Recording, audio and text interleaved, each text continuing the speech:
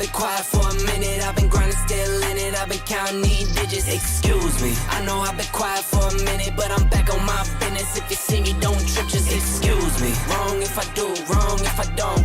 That's why I do me no matter what, so excuse me. Lie if I do, lie if I don't.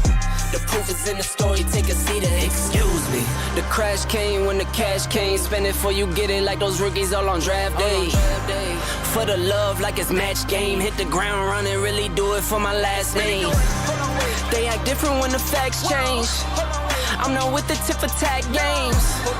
In my own league, I don't chase game. In my own league, I don't hang with lanes.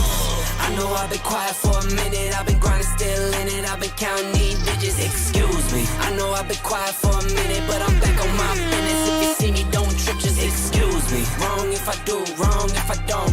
That's why I do me no matter what, so excuse me. Lie if I do, lie if I don't. The proof is in the story, take a seat and excuse me. Now how could that be? Talking about who can be talking about me. Feeling like Stretch where I got all this reach. Feeling too blessed when I step on these beats. Now how could that be? I could beat the pressure, I could beat the 2-3. Jab, jab, hook, then I duck and I weave. It was never you, it was me versus me. I know I've been quiet for a minute, I've been grinding, still in it, I've been counting these digits. Excuse me, I know I've been quiet for a minute, but I'm back on my business. If you see me, don't trip, just excuse me. Wrong if I do, wrong if I don't. That's why I do me no matter what, so excuse me. Lie if I do, lie if I don't. Good evening, YouTube. We are back. We are back on another Sunday. It is Anger Management Podcast. Anthony, Mike, how are we doing today on this Sunday evening? Doing pretty good, sir. Doing pretty good. It's beautiful weather. It's not our typical Saturday, folks. As always, sometimes things come up, but we're here. We're ready. Excited to talk about some basketball, a little bit of other stuff. How you doing, sir? Good.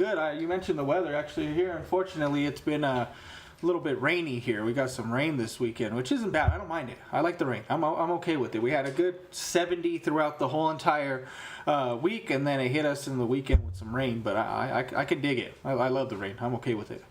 Hey, spring is in the air. No, for sure. Well, it's good to get back here, guys. Like Mike said, we always talk about it, guys. Sometimes we just got things that come up every once in a while, but we still love to do this for you guys, so we try to make it happen. So we weren't able to be on last night, but we are able to get on today. Might not be on as long as we normally are. We're going to try to get a few things in today. We're going to be kind of a little bit more laid back, just have some fun. Some of the things that we used to talk about as far as like getting into the old school versus new school stuff, how we're more of the old school guys. You're going to learn a lot more about that today as we get into this. But first of all, Mike, let's get into what's happened today. We got the Final Four set up now, right? So we got Duke, Florida, Houston, and Auburn all made it in, and they are all number one seeds. It's different, right? We get some new teams in here. Auburn's new. Duke's obviously been around. Florida was at one point a big school coming around, but Houston's hard to see here because it's a team that not only you, myself, we both critiqued pretty hard before in the past about if they're really that good to make it, and now they're sitting in the Final Four. Kind of walk me through, Mike. What do you think about these four teams? Is this exciting to you? I know a lot of these teams won in blowouts to get in here, so does it make it close, or are we still looking at the same thing that we've been? No, like you said, but it's always nice. Anybody that's a fan of the tournament, folks, you guys, you ladies, it's always nice when you get that Cinderella team in there. Typically, they don't win it, but sometimes they get to the Final Four. As Anthony mentioned, this year it's a little bit different. I'm really excited for it. We don't always get the number ones, so when we do, I think and I really do believe this year. We've got the four best teams. I know that Florida and Houston had a couple of games there, not over this weekend, but in the previous round, where they were a little bit shaky, but that's where you show your merit. That's where you show your ability to take that next step, and they've done that. I got to tell you, but I love the matchups. I think, if I'm not mistaken, Duke's like a 4.5 point favorite. I think it's Florida's 2.5. Let me see what it was. I know my dad sent me Florida's over. Florida's 2.5 and Duke's a 3. Duke is a 4.5. Florida is a 2.5 as the early favorites right now.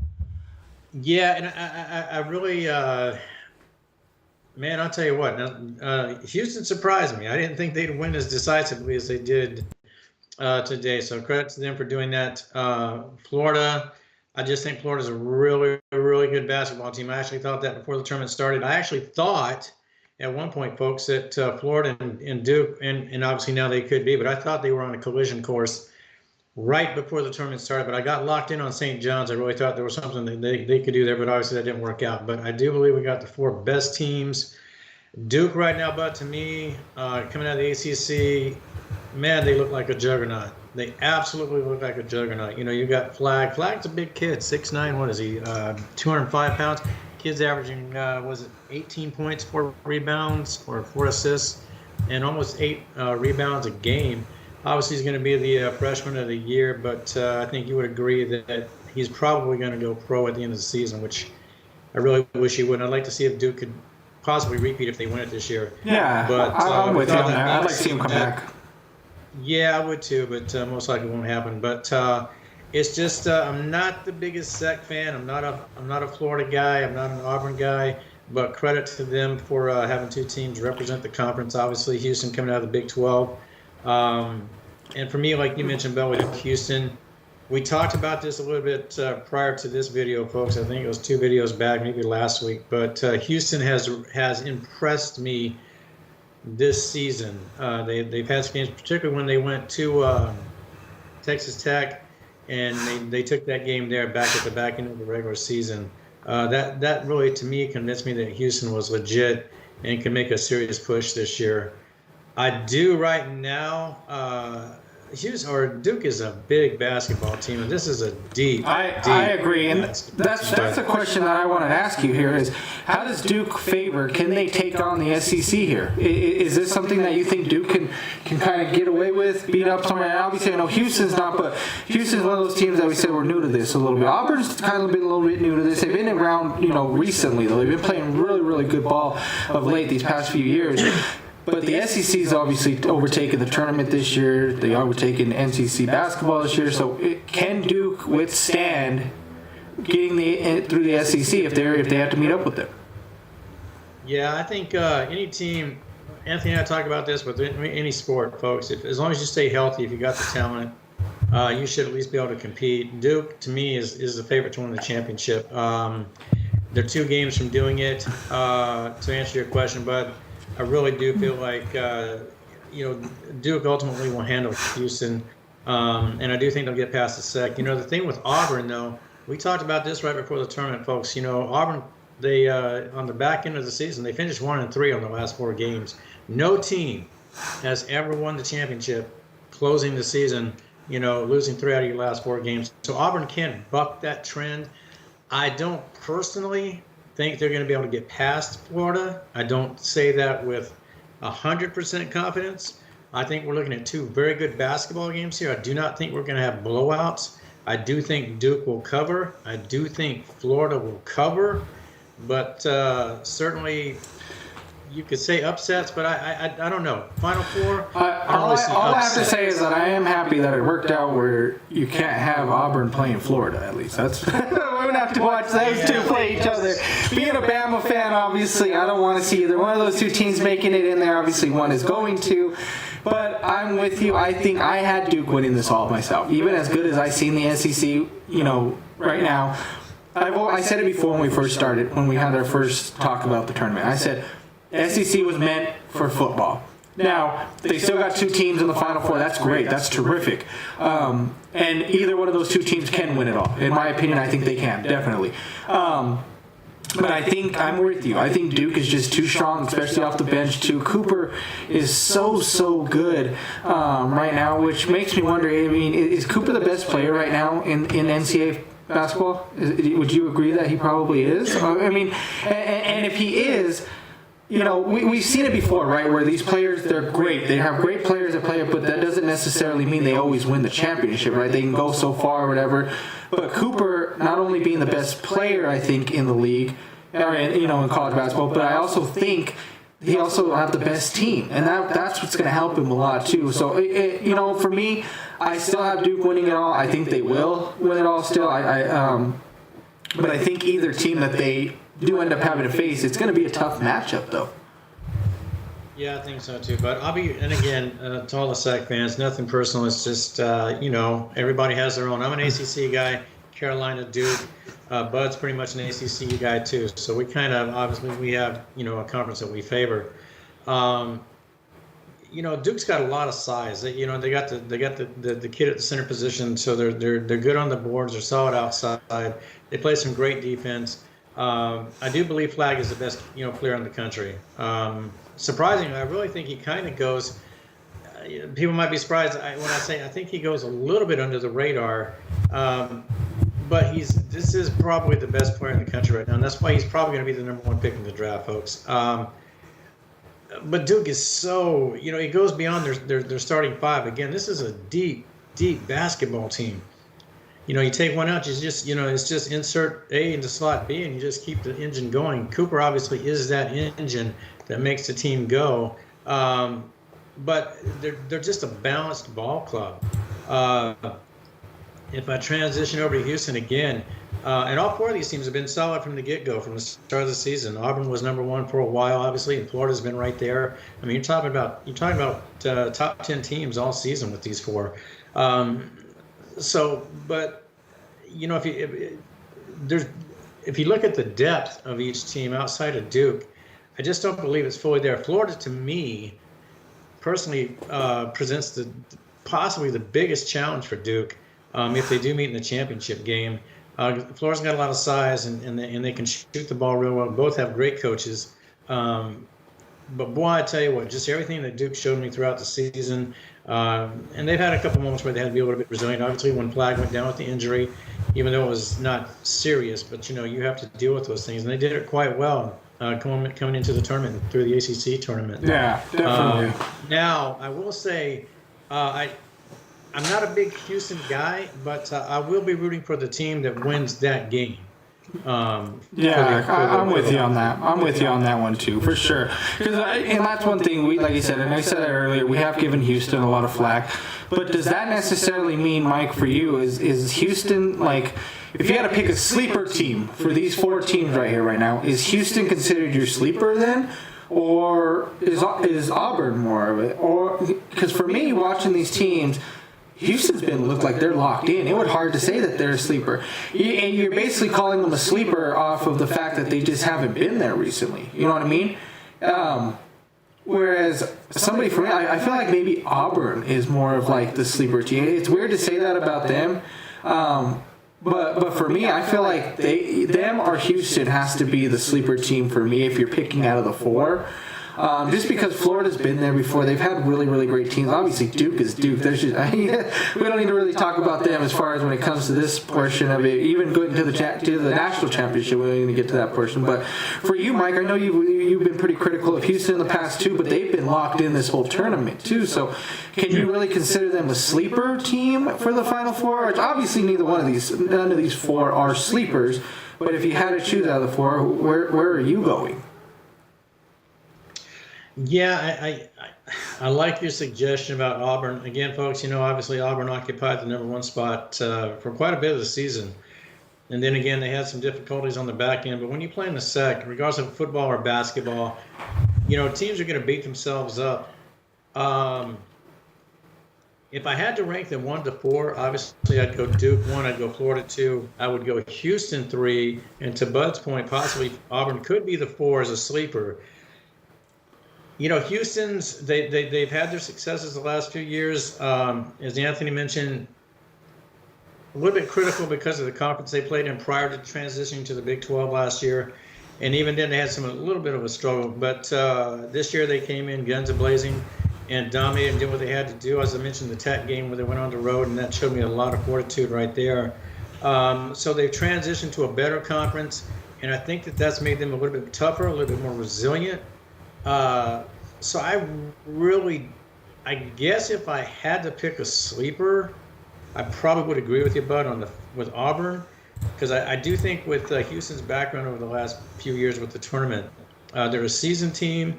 They have won some games in the tournament. They just haven't quite met expectations. This year they are. So I would agree with you, Bud. Auburn probably the sleeper. And again, if I ranked them, I'd go Duke 1, Florida 2, Houston 3, and then Auburn 4. But you get that Final Four, anything is possible. I agree, and this is a great Final Four for sure. I totally agree with you. I think these 4 teams are well deserved to be there. I think we got the best 4 teams, even though they are number ones. We haven't seen it as often. Like you said, you always get a Cinderella, possibly things like that. But I think these are the 4 best teams this year so far, and I think it's going to be a great matchup. Come Saturday, so I really got to go. For me, I'm going Duke and I'm going Florida. That's what I'm going. I think this is how it's gonna be. I think we're gonna see a Duke-Florida matchup in the national championship, and then I'm riding Duke. I had them picked beginning. I'm still gonna ride them. I'm not a huge Gator fan whatsoever, so I will be riding Duke the whole way for sure. But I think we should hopefully get some more exciting. Yeah, I know it's kind of been one of those. We haven't seen a lot of buzzer beaters this year like we normally do. Not even a lot of close games this year either. Even coming into this Elite Eight, there wasn't very close. There wasn't very many close ones. It was just another kind of blowouts or run away with it towards the end. So I'm hoping the Final Four can be a little bit better, which I think we should. Like I said, we got the 4 best teams. Let them go at it. I think we should see 2 really good games come Saturday. Yeah, and we'll see how it plays out, but I kind of wonder if the transfer portal hasn't started to play into the tournament a little bit. And by that I mean, with players being able to do this now, you don't necessarily have to remain with the smaller schools, folks. I mean, money is there now. Bigger schools have more money that they can offer to players. So as we do go forward, we may not see the little schools continue to go as deep into the tournament as they used to, because they just don't have the finances to bring in certain kids anymore. We'll see how that plays out. But I'm excited to see what happens with the 4. I think it's going to be an exciting Final Four. I do agree with Anthony. I do like Duke in Florida, and if it does play out like that, I could see Duke being 2.5, 3-point favorites going into that championship game. I do want to give a quick shout out to the women in regards to USC. I'm really surprised with what the ladies have done with Juju going down with the injury that she suffered. And obviously, Anthony and I extend our sympathies to Juju. That's a tough break. Hopefully she'll be back 25-26 coming off the ACL and still be able to be out there, picking up right where she left off. And they've got a tough one coming up with Connecticut. But hats off to the USC Trojans for picking up the slack with Juju out and being 1 game away from getting further than I thought they could without Juju out there. Yeah, no, for sure. I totally agree with you, for sure. I was so happy because I thought maybe USC could really make a push. I know they got UConn, and I was like, man, when I seen that come up, I was like, oh, man, not UConn, because now I feel like it's really going to be tough for them to have to try to be able to get through them. But who knows? We'll see. LSU got a huge comeback today. Thought they were actually going to pull off the upset, even after they started off kind of slow. But still looked good, still played well, so can't complain on them for that at all. Yeah, and South Carolina's obviously there. So, again, much like the men, a lot of the cream is rising to the top, as the cliche goes, with the women as well. But, hey, that's part of what makes it great. Men or women's tournaments, sometimes the little schools rise up. This year, it's more of the dominant teams. But, hey, it's still good basketball across the board. Absolutely, for sure. So let's move on now here, guys. Like I said, Final Four is coming in Saturday. Check it out for sure. We're going to be there. We're going to get on there. They should be on first thing early. That second game might be on when we get on with our cast, so we might be able to talk to you guys as it's going on for sure. But we'll keep it going definitely, guys. But like I said, we wanted to get into some other things for you guys. We got a little bit of a shortened episode here for you guys. So we kind of really want to get into a few of the stuff that we are real passionate about. We brought it up to you guys before in the past, and just talk about how different things have been from new school to old school. But we want to start off first with some coaching. Mike had brought it to my attention about coaches leaving in the middle of the season, coming in the middle of the season. What does it help a team? Does it make it worse for a team? How many times has it been successful? All kinds of different stuff, right? Mike, is coaching to you, and this is just in all sports, not just in basketball, because I know we've seen it more basketball-wise, but is coaching different now than when you used to watch sports growing up, say in my age, even younger? What do you see as far as coaching now compared to the coaching that you once watched?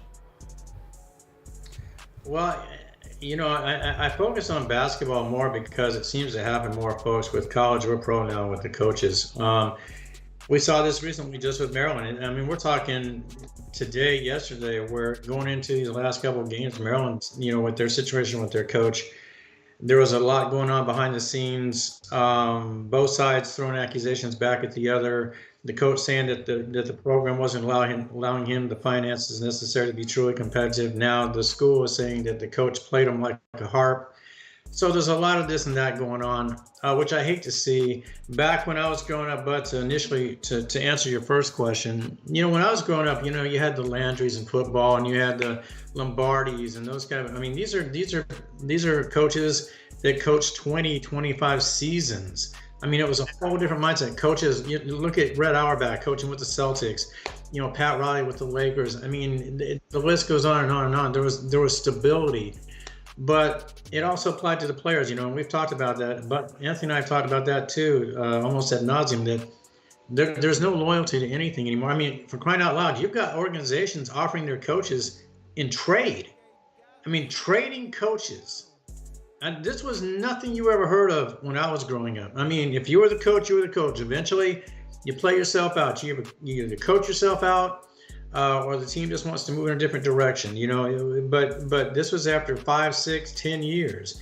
I mean, you got Gino up in Connecticut right now, who's, I think, in his 75th season coaching Connecticut, so he's been there since the 60s, which is an exaggeration, but that's rare stability for a coach, in college or professional right now. So sticking to the NBA real quick, who would be your top 3 coaches, just top of your head, NBA?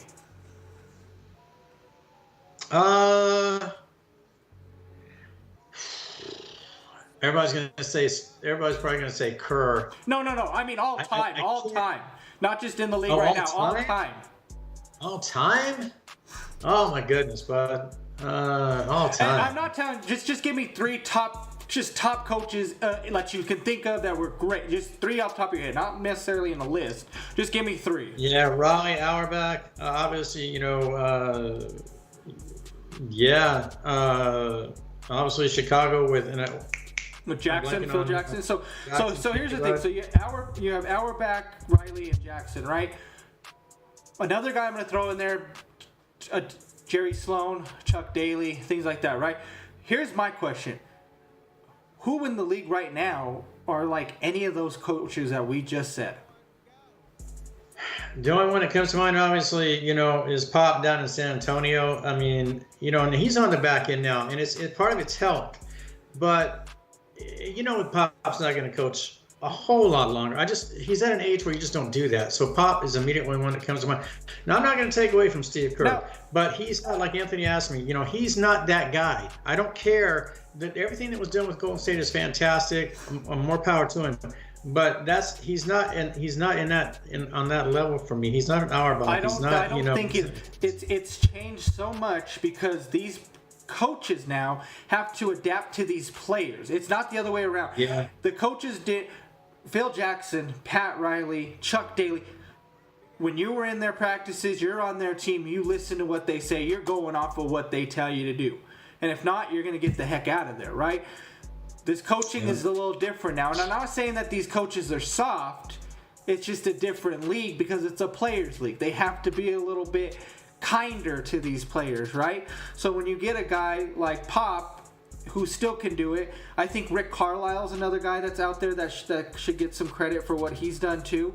I think he's a very good. But Kerr, Spoelstra, those guys are great coaches. But they're not as good, and they won't even be in those same tiers as a Sloan, as a Phil Jackson, as a Pat Riley. They're great coaches, but they weren't anything like that. They don't put their foot down. You don't watch them get...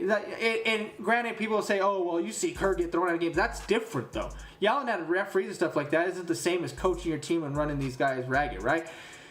Phil Jackson, Pat, they were just great coaches that knew how to win. It's not about getting the players to win. They just took what they had. And granted, some of these coaches, I get it. Pat Riley had Wade. He had the Lakers, and as he got an executive, he got Wade, Shaq, all these. I get it. He had great players too. But he made them better as a coach. Jerry Sloan, I get it. He had Stockton and Malone. Phil Jackson had Jordan. He had Kobe. But they excelled with them. You know what I mean? Yeah. Jordan didn't win until he got Phil. You know what I mean? Kobe, same thing. He got Phil. They won. Riley with Magic and Kareem and all that. They made them better. They were better coaches and stuff like that. I get what you're saying about the coaching thing, Mike. It is different. And this isn't just NBA. I know we're sticking NBA, but this even goes into kind of, for me, even NFL too. NFL coaching is different now too, right? I mean, Mike, remember back in the day when we used to watch coaches sit on the sidelines in suits? I mean, I don't remember watching it live because I know it was a little bit before my time, but I've seen it. I watched YouTube. I've watched old videos.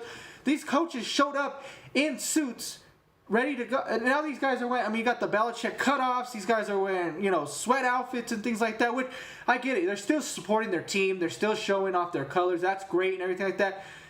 But there's still got to be, and I'm not saying show up in a suit, but I mean a little bit nicer polo, something better than just running around in a sweatsuit all day long. Well, COVID killed basketball's coaching attire because if you look back, coaches still wore suits right before COVID. And once they transitioned to the bubble and they did all these things and they've come out of the COVID, no coach. There's not one single coach that I can think of off the top of my head that now dresses in a suit. Yeah. Which, to Anthony's point, and that's what I miss. In the NFL, this is you'll be fined. The NFL will fine you as a head coach if you come out dressed like that. If you come out dressed in a suit, folks, the NFL will fine you because, in part, you're not endorsing the products that they work in conjunction with. And I'm sorry, I always enjoyed that separation. The coach looking a certain way, the Tom Landrys and those type of guys. Now, Bud Grant was a different deal, but you had a lot of guys, the George Houses, and I know this is a throwback era that we're talking about, folks, but still, I mean, there was a definitive difference between the coach and the players and how they dress. I'm talking about players that aren't playing during a game, but they got on the sweats and stuff like that, like Anthony's talking about, with how the attire is now, and I just don't think it allows the players to say, look, we're almost more on the same level, but you really shouldn't be because that's your coach. That's the way it should be. If I had a teacher when I was in school, folks, if he came in wearing sweats, I guarantee you, as opposed to the teacher that came in wearing a tie and a sweater, I'm not going to have as much respect for that person because to me, they're not taking it seriously. Well, and see, the thing is, for me, they still wear them in hockey and in NBA. They still wear suits there. Soccer. Now I get the whole point, and I would probably wear the suit too if I was doing hockey coach. I mean, it's cold down there. It's probably cold as hell down there, so I'd probably wear it too. But NBA still does it, right? And the only thing I do agree with, and I think it's really cool, is I love the MLB thing though. If you're a manager, you're wearing the whole suit. You're wearing the whole jersey. I think that's absolutely great. But obviously, you're not going to be an NFL coach shooting up in pads and a helmet on the sidelines, right? No. I'm not, like I said, I'm not for the whole. You don't need to wear a full-on suit, but some nice slacks, a good looking polo or something like that. I'm good with that. But perfect example, Mike McDaniel in Miami. That guy wears nothing but the sweatsuits. It's all Miami gear. Don't get me wrong. I get you. You're supporting your team 100%. But he wears the same sweat outfits. Something like that. It just doesn't. He just looks like he's just. It almost just looks like he's just setting up to play some Madden. Right? He's just up there. He's ready to game.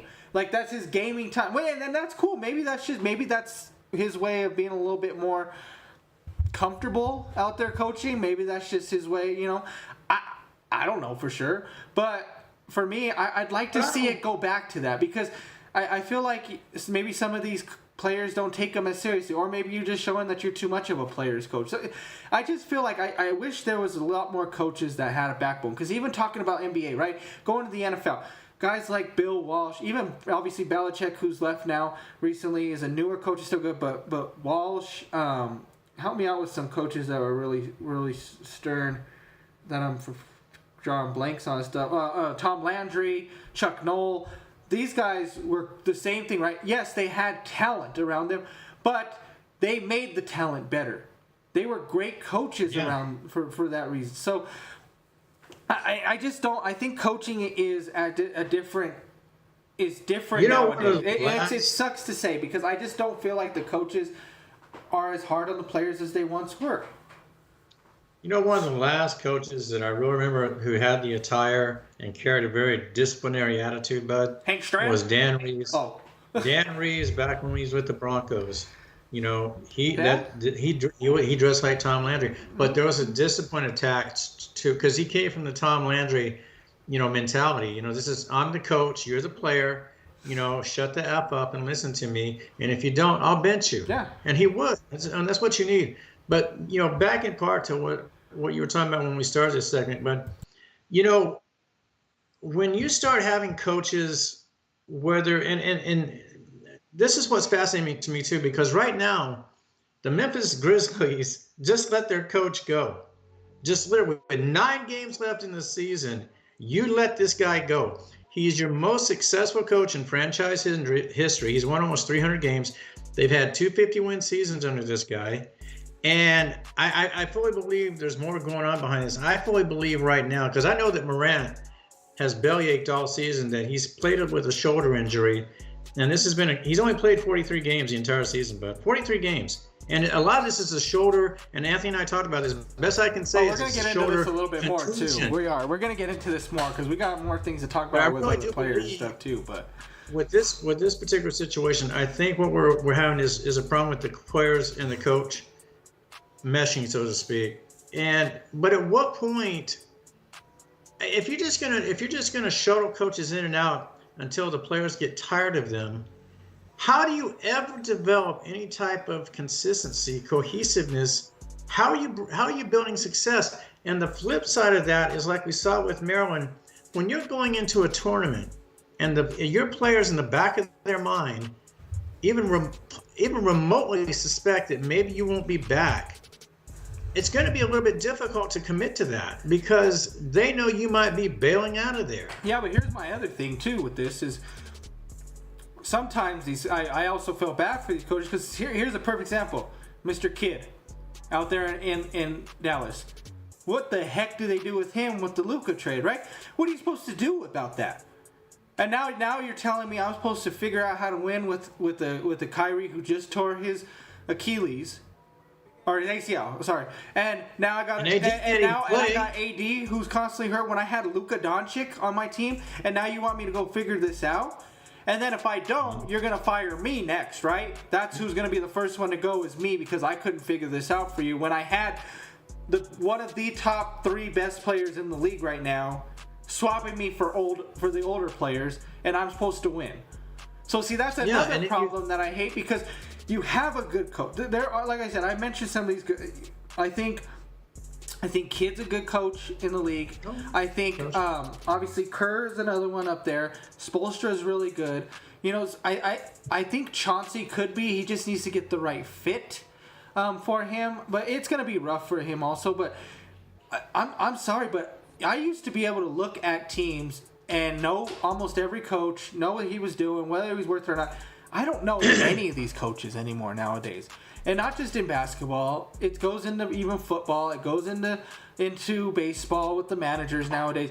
It's different now. And I feel like you said, it's almost becoming just a merry-go-round. These coaches like Phil Jackson, Popovich, and these guys, they lasted years on years. I mean, decades, right? Coaching.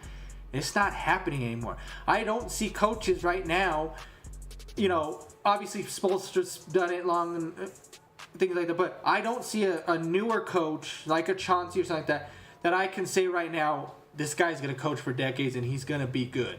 I don't see it. Exactly. You know, and you look at, oh, and back to Jason real quick, but and I felt bad for this guy, and Anthony makes a good point. That what's he supposed to do? So I'm watching this press conference they had when they announced his trade with Luka, and basically trying to explain, why they did it. And Jason really can't say anything because he almost looks like he's just completely dumbfounded. Well, And what are almost, you if you really supposed look to at his say? expression, There's- it looks like he doesn't really obviously agree with it. What's he supposed to do? Say, yeah, you suck. Well, would you, no, if this you're sucks. the This coach is of the that worst thing we team, are can you do. going to agree with that trade if they came to you and told you that? Exactly. You're not going to agree. Exactly. I'm not.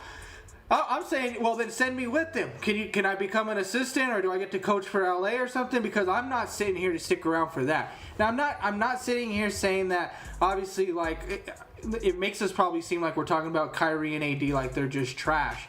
They're not. They are superstars in the league. They're great. But they're on the back But end. exactly, you're talking about a 10-year age difference between the two that you traded.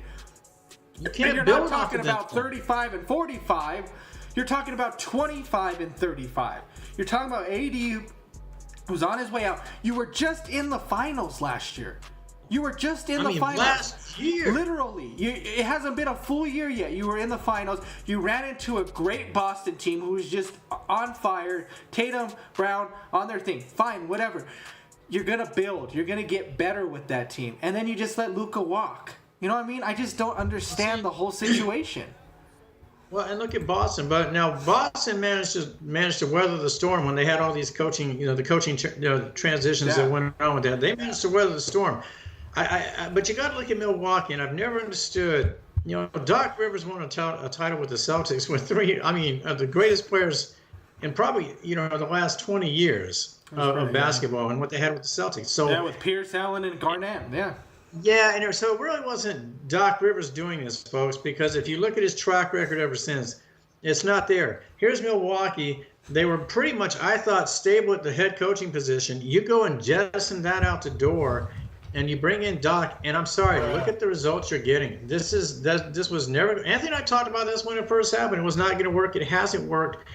And here soon, you're going to lose your best player because he's going to bail out of there, and you're going to have nothing. And it's all because nobody wants to build any continuity. It's all about listening to the players, and a lot of that's where it comes from, is players not being happy. I mentioned Memphis. I guarantee you, when they finally get to the backstory of this, it's gonna have something to do. I almost guarantee you, with Morant and a couple of other guys not agreeing with his philosophies and not wanting to have him there anymore. And so let's go ahead and get rid of the successful coach, and let's bring in somebody that and what they do, they just promote from in-house, which I get. We're on the back end of the season.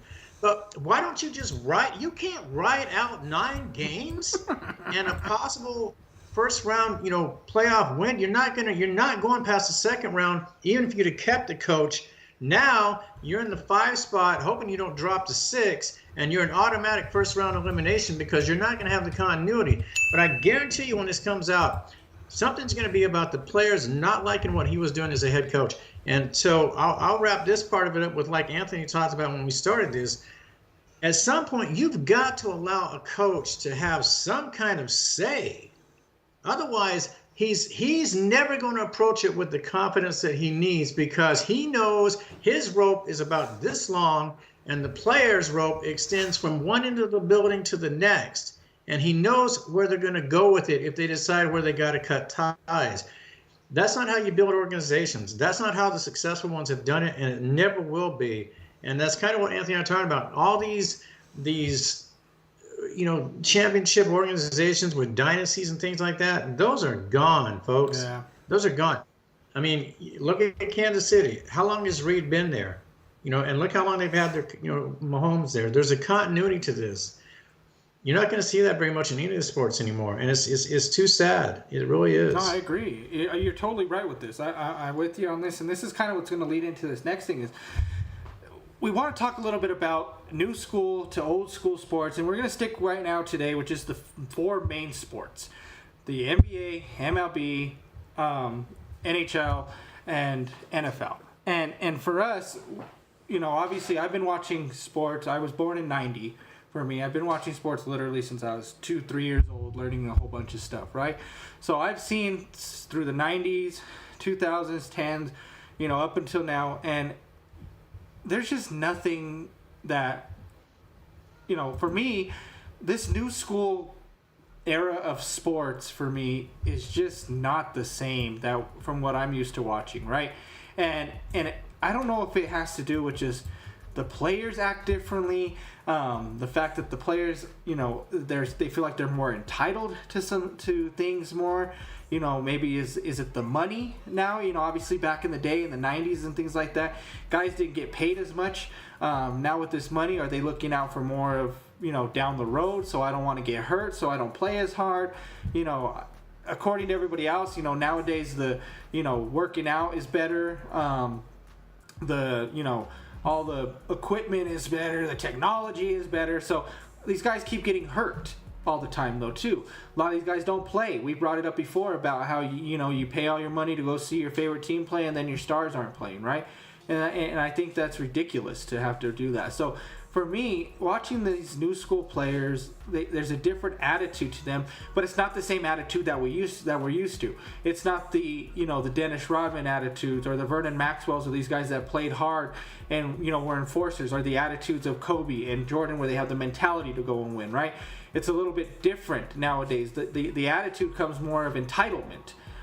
In the sport nowadays, and I absolutely hate it. And you can speak more, Mike. You got to see the 70s, the 80s, and those teams were totally different, right? The 70s and 80s teams, because those guys did not care. They played every single night, whether they were hurt, whether they were completely injured, they had broken bones, or they had fractures. They still laced them up. Whereas nowadays, everybody, you talked about this, I think you brought it up about being out for a contusion, about being out for little things and stuff like that, or just the load management. And, for me, that's part of the reason why it gets harder and harder to watch the sports each and every year.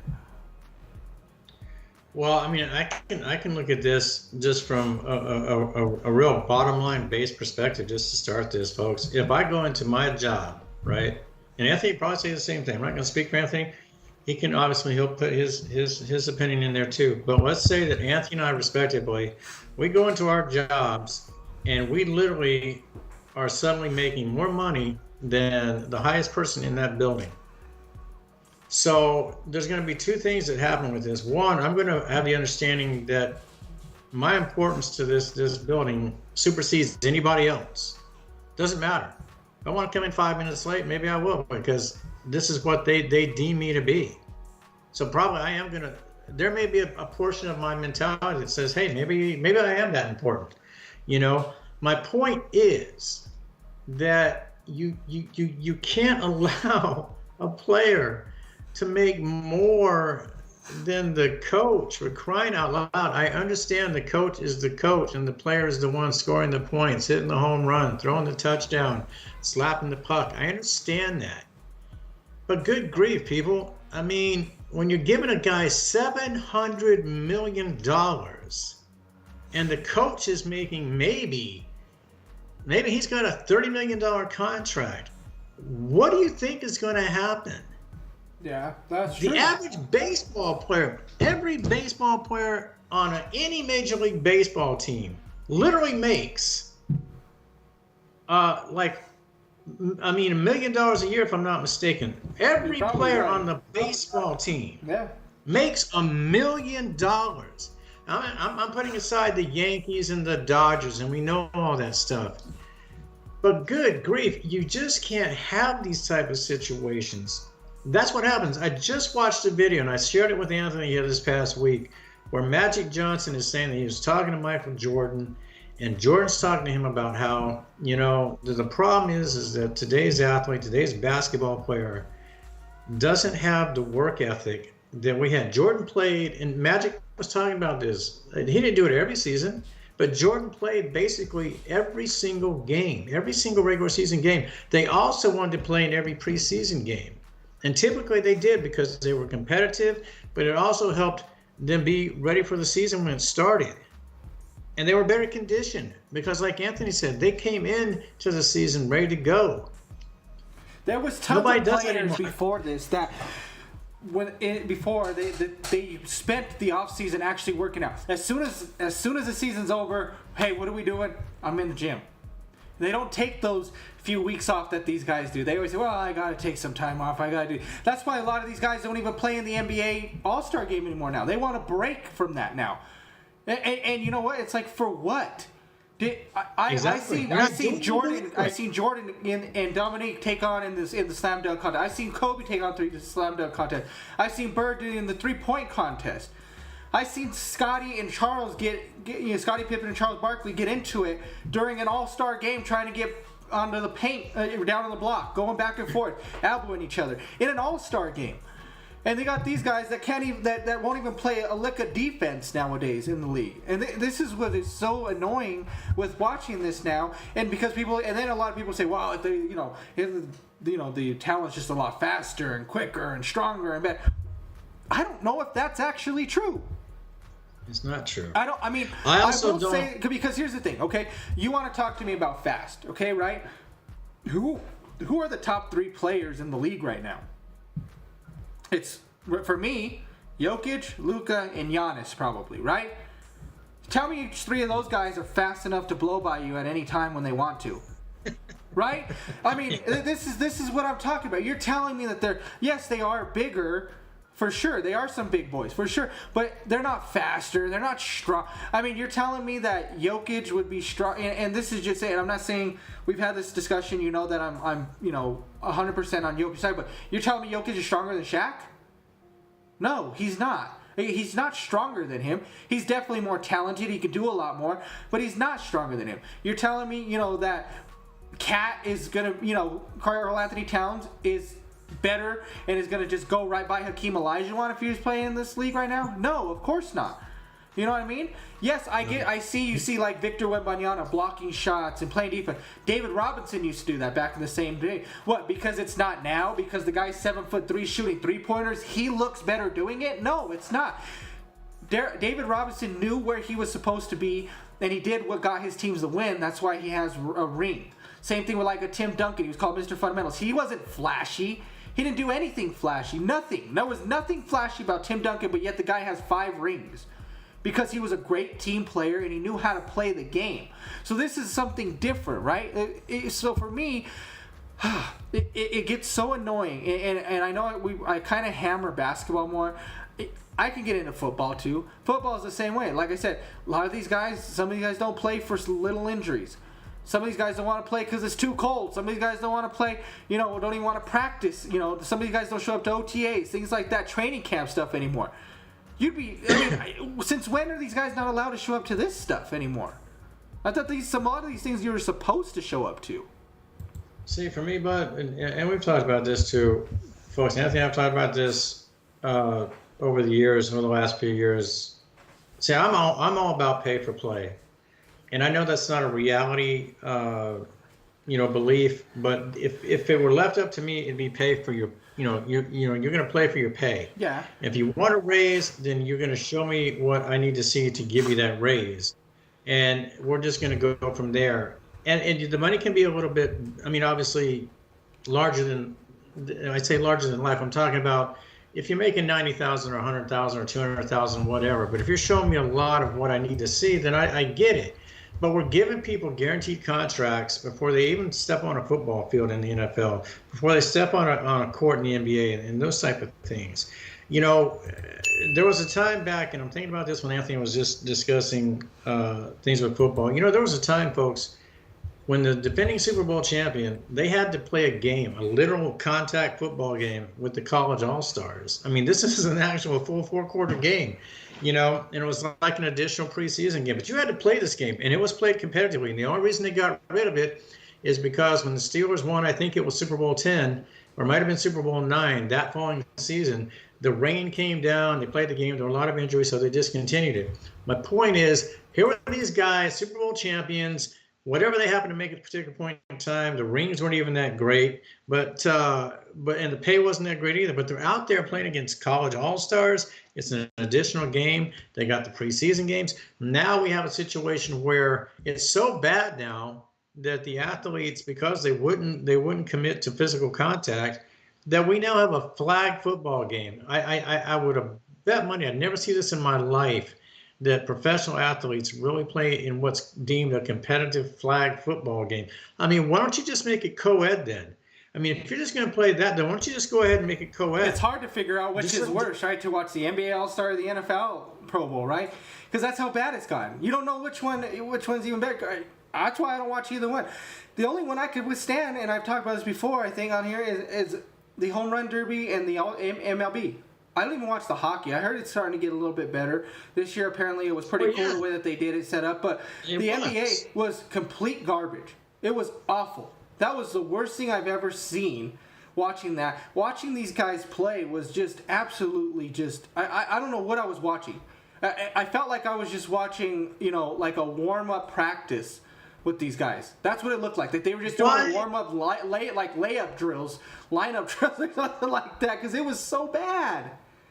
Why is the street baller your best dunker? That just absolutely cracks me up. I don't know. He's a defending champion with this. I mean, at least with, when you put Curry out there and a few other guys, in the three-point competition, things like that. I mean, this is their skill set.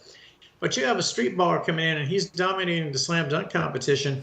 And it's, the hockey, the NHL went the route of having, countries represent, the players represent their countries. Mm-hmm.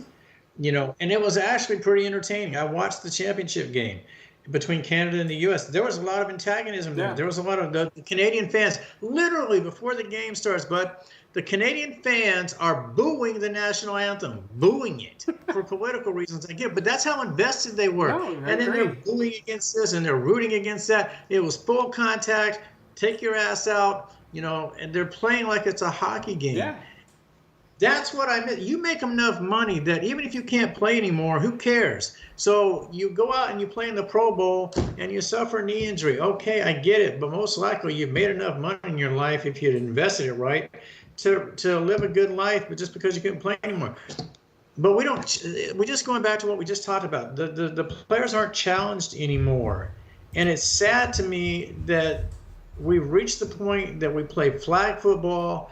The basketball games are combined almost 400-point competitions. They're not even competitions anymore. But here's the other thing that makes it sad for me is this isn't just All-Star Weekend that's just as bad. We're watching this also change over into the actual NBA season. The guys still actually play. Some of these guys still play the way that they do in an All-Star game, the way they do throughout the whole year.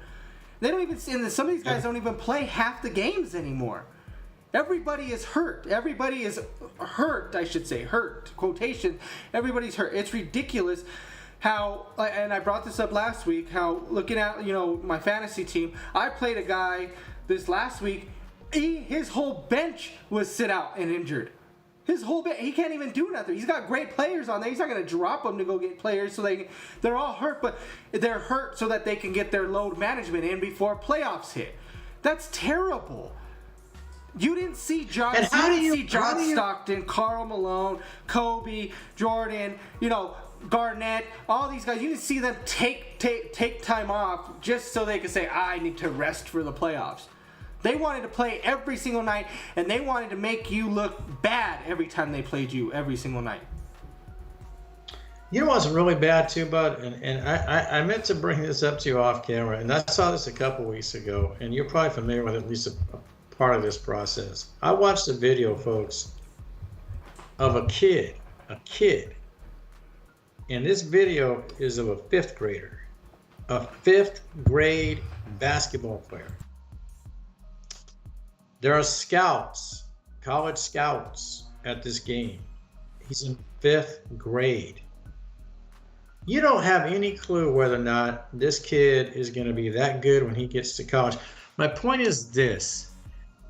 That's the other part of this problem, is that you're going to enable this kid because he may have this incredible talent, but he may not.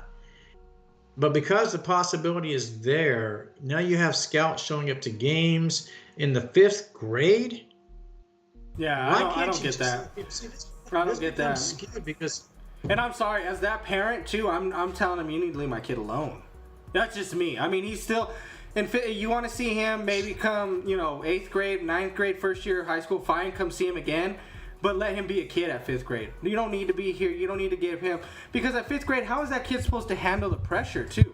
So all of a sudden you're supposed to be like, oh hey, son, or even if it's your daughter, playing a sport too, softball, volleyball, something like that.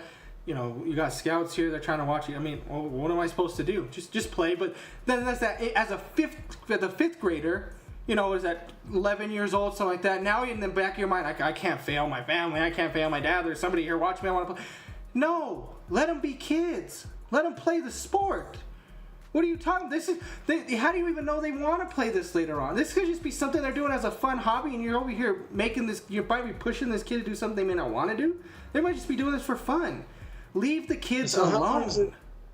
How long is it before we go from the NIL in college to the NIL or whatever description you want to come up with? It's coming. It's coming for high school. It's coming. It's coming because that's the problem. Everybody's looking for the next Kobe, the next LeBron, the guys that come out of high school, the Bryce Harper. They're looking for that next guy that's coming in because everybody wants to be that executive or that scout that found it so, they can get paid too. It's all about money. Comes back to what you find that next guy, right? You come and find about, man, that's really good. You're getting paid too now. Oh, I should get compensated for finding this guy, right? That's all it is. Everything goes back. It's all about money now. That's what everything is in the league. It's all about money. This falls back on the owners too, folks. We're not just going to sit here and dump on the players. It's almost like I won't even say it's 50-50. It's a 70% mentality of the athlete, but it's also, a 30 to 40% mentality of the ownership, regardless of the sport. Hockey seems to be one of the few exceptions right now. I'm sure eventually they'll transition to ridiculousness too. But my thing is that, we used to have, when you came in as a rookie, you had a designated time frame that you had to commit to. You had a set pay frame that you had to work with. And then if you performed, then eventually obviously we renegotiate, blah, blah, blah. Now we don't even do that anymore. You're given this ridiculous contract before you even step on a basketball court, sometimes a football field. Baseball, you still have to work your way up through the AA and AAA and that type of thing. But good grief, but once you get there, if you're even moderately talented, they drop a boatload of money on you, and they don't care. And that's part of the reason we have the discrepancies in team talent from this team to that team. But if you can't have an athlete who's challenged to perform, and this goes back to our original point, they all had to perform years ago. And you can say all you want about it. Yeah, but Mike, Anthony, society we don't demand that anymore. But you're not getting quality anymore. That's not quality basketball, folks. That NBA you're watching right now, that's not quality. The NFL you see right now, that's not 100% quality. It's not. You can say what you want. Baseball is the sport right now out of the four that I think you're getting the best of is hockey. Hockey never changes. That's exactly in my opinion. Hockey has always been the same. Yes, they have a few rule changes. They've done a few things here and there, but it's still the same sport. These guys still hit each other. They still get into fights. They still play hard. Hockey players are they go through it. That's a sport that they're stronger, faster, bigger, but it's always been that way. They've always had that. You know what I mean? So for me, those are the two. That's the one sport that's always been, never changed for me. Basketball is the one that's taken the biggest turn for me. It's always been basketball. Football's on its way too. MLB is I'm still kind of in the mix between stuff. Obviously, I think it's starting to do better. Well, with that pitch clock in, I wasn't a fan of the pitch clock and doing certain things that they made moves with. But for me, most of it always has to do with either front office stuff, players, or money. I'm just tired of it because here's the thing, and we're gonna get into this now too. Where let's we can kind of jump off the anger stuff and let's talk a little bit about the old school stuff, Mike. Like players that played back then for the love of the game.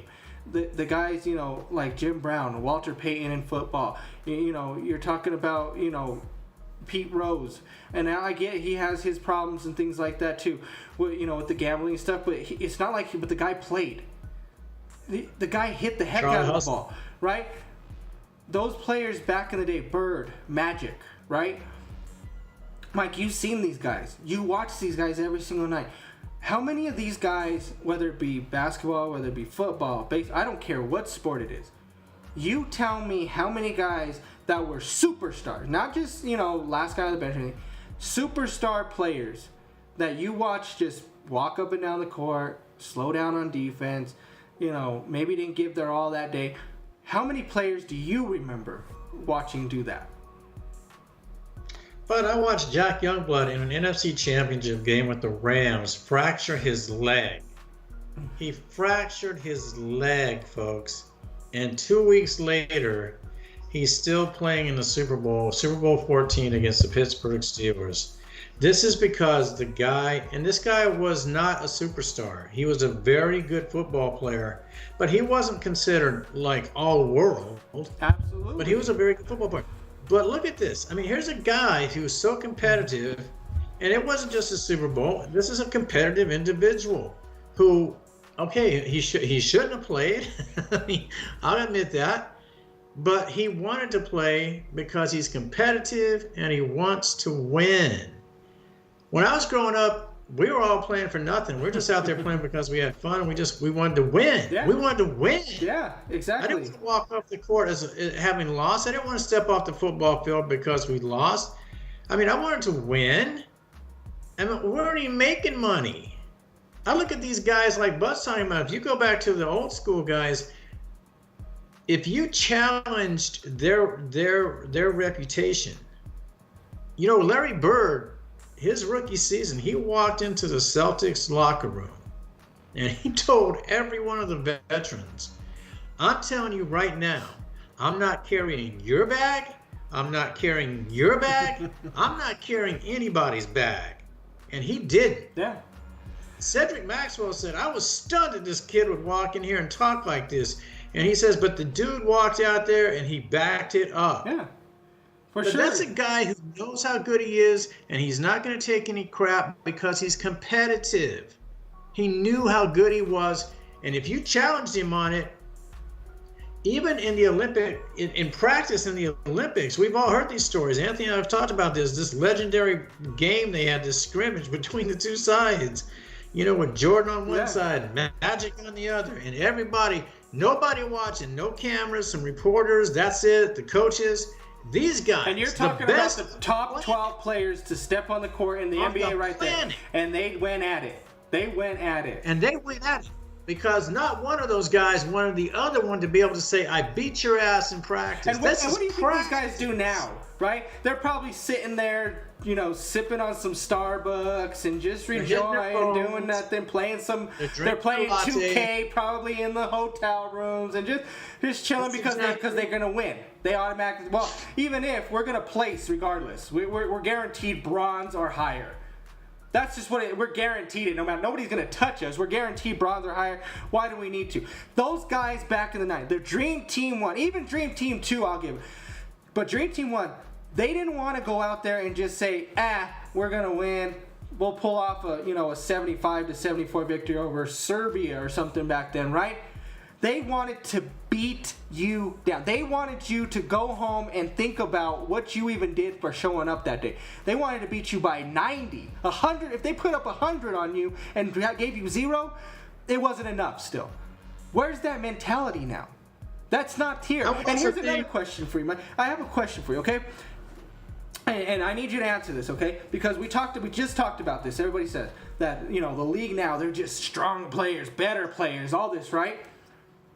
How many World Series did the 90s Braves win when they had Glavine, Smoltz, and Maddox? Yeah, how about that? They won one World Series. Okay? Now, for some of you that are old school and you know this, maybe not, and you're going to go look this up. Look up Greg Maddux, Tom Glavine, John Smoltz when they were with the Braves. All three of those pitchers were starters in their prime. It's almost like if you were to put this together now, right? It's almost like having Ohtani, Scherzer, and what's his face from the Pirates last year. If you had all three of those in your starting lineup, okay, or to put it in better perspective, a Pedro Martinez and a Roger Clemens and a Nolan Ryan maybe all together. That's how good those three guys were, okay? You want to talk to me about who was better, this and that. You have those three guys in your rotation. They won one ring. That's just how good the talent was back in the 90s. Every single time they had to pitch against somebody. Yes, granted, if I had to pick, Greg Maddux is the best out of them all. Greg Maddux is better than Glavine and Smoltz for sure. And Maddux showed it. That's why sometimes Glavine and Smoltz had their miscues and they didn't do as well as they could. They are still great. But here for me, you're talking about, there's just better talent. These guys are just better now. No, what happens is they all team up and they all stay with the same team. They're all going to the Dodgers and the Yankees because they can afford them. And here's the problem. You go to the Dodgers, yes, I get the Dodgers one. Yankees, right? They almost got $1 billion worth of roster fills right there, and you still can't win? But let's get real here. Today's pitcher is on a pitch count. Absolutely. And he's on a pitch count. And Nolan Ryan used to pitch on 4 days rest, sometimes 3, after throwing 140 the game before that he was in. Yeah, and Babe Ruth was this guy played multiple positions. When he was hitting in the game, he was going the 9, 10, 11 innings sometimes in a game to pitch, and he was still hitting. Absolutely. All these different things, and now pitchers are on a pitch count. And so it's amazing to me. Everybody, Hockey all used out to not even wear helmets. Some guys they out there without goalies a face mask. Having a goalie mask on. But here's another question. Imagine having a hockey puck coming at you. Here's another big question though that I have for you that I really want you, because this is another thing that puts in perspective the way sports is now here. Mike, how often did you see players either get traded or leave in free agency back in 70s, 80s, or 90s? Compared to now. No, you really didn't. If you looked at basketball, you were basically in basketball, unless there was some exceptional trade. You were a lifer with the team you played for, basically. Sometimes a team would transition, like a Kareem would go from Milwaukee to the Lakers, that type of thing, and Chamberlain would even transition. But look at guys like Russell. Russell played his entire season. A lot of these guys did. And I'm not saying it didn't happen, folks. Of course, some trades moved, some guys did leave free agency, but it's not like now. Think about what happened this year alone. You have Luka gone. You have AD gone. You have Jimmy gone. De'Aaron Fox is gone. All these guys just left their teams, one in the same year, all during the trade deadline.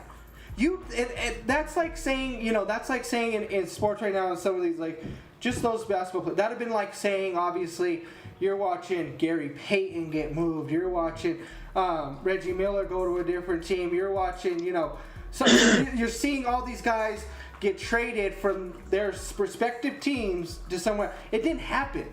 There was a thing called loyalty. There was a thing called sticking with their team as long as they could. Look at Cal Ripken Jr. That's a perfect example. Cal Ripken Jr.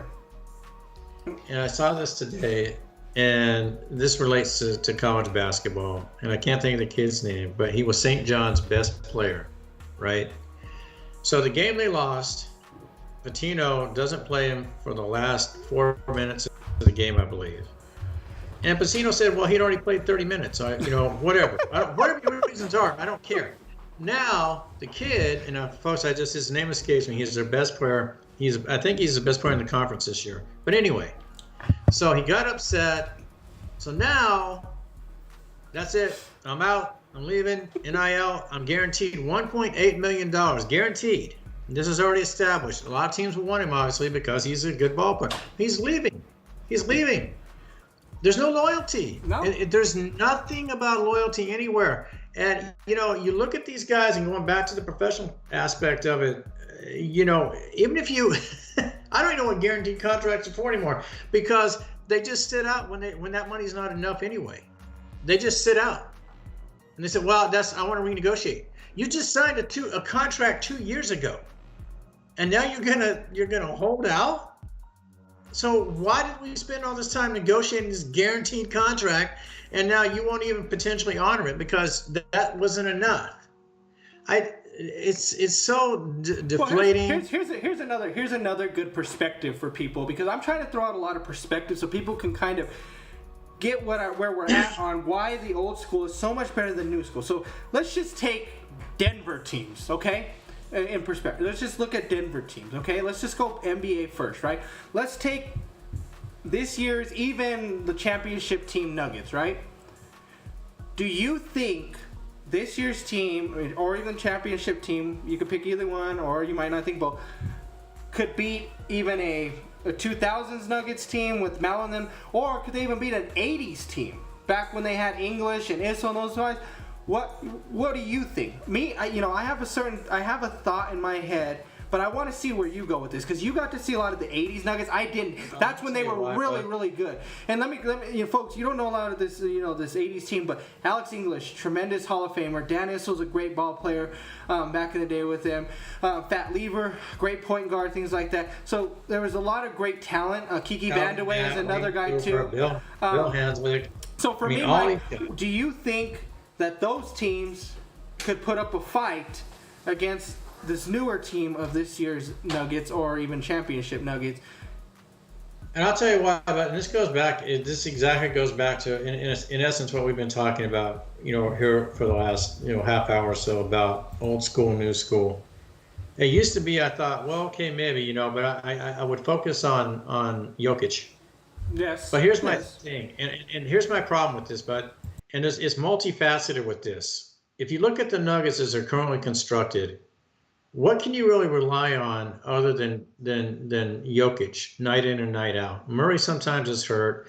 You've got some guys that can play. Porter is hit and miss. I mean, so you kind of know where I'm going. And that's why I said, this. even if you take that championship team, because then you're talking about a Murray that's playing. So if you're taking that too, so I get what you're saying too. But for me, I think I know where you're going. But I'm going to let you finish. Yeah, the mentality was tougher.